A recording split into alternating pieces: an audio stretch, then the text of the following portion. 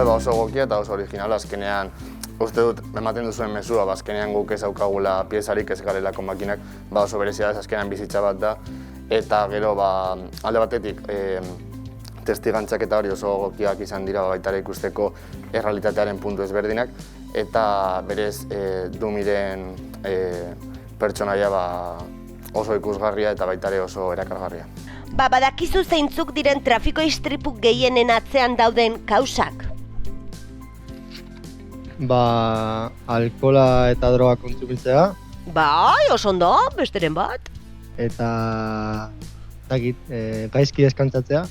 Oso ondo, eskerrik asko!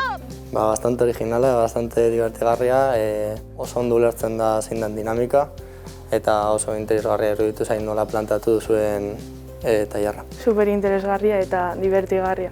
Osea, beste hitzaldietan ez dute horrelako formatua jarri, eta horrela divertigarriagoa eta amenagoa egin dela, uste du.